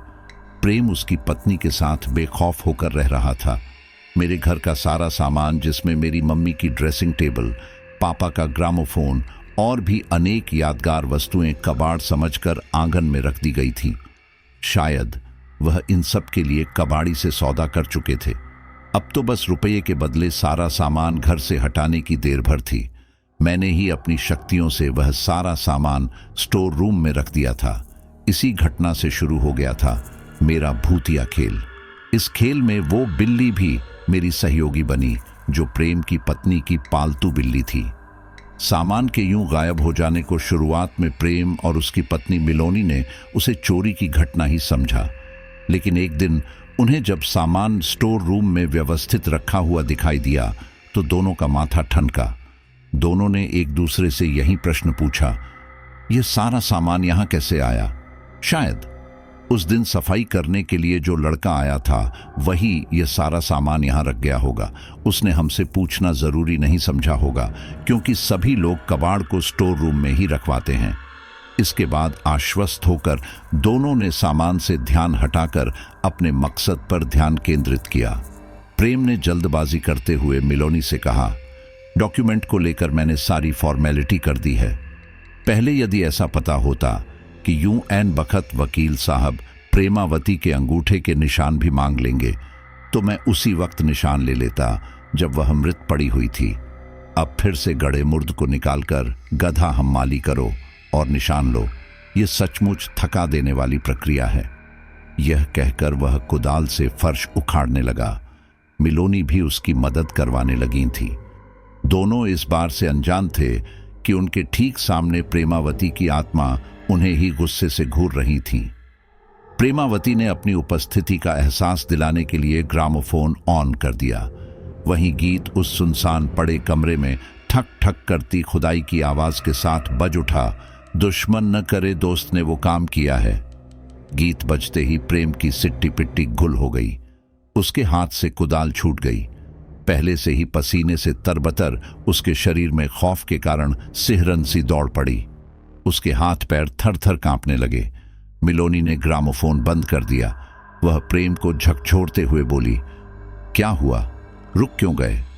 जल्दी करो, वरना वकील साहब आ गए तो क्या जवाब दोगे? प्रेम के भीतर डर इस कदर घर बना बैठा था कि वह बस इतना ही कह सका, प्रेमावती। मिलोनी ने चिढ़ते हुए कहा, ओहो, अब यह क्या नया तमाशा शुरू कर दिया?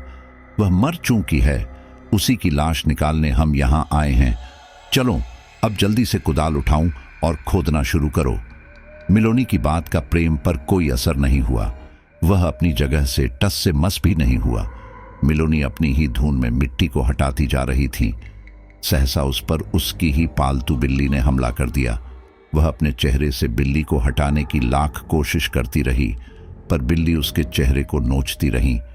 वह मदद के लिए प्रेम को पुकारती रही। प्रेम तो जैसे मूर्ति बना खड़ा रहा। बिल्ली अपना काम करके कूदकर दूर चली गई। मिलोनी का चेहरा लहूलुहान हो गया। उसके चेहरे पर बहुत सारी खरोंच थी। हाँफते हुए मिलोनी ने प्रेम की ओर बहुत गुस्से से देखा। वह बुत बना खड़ा रहा।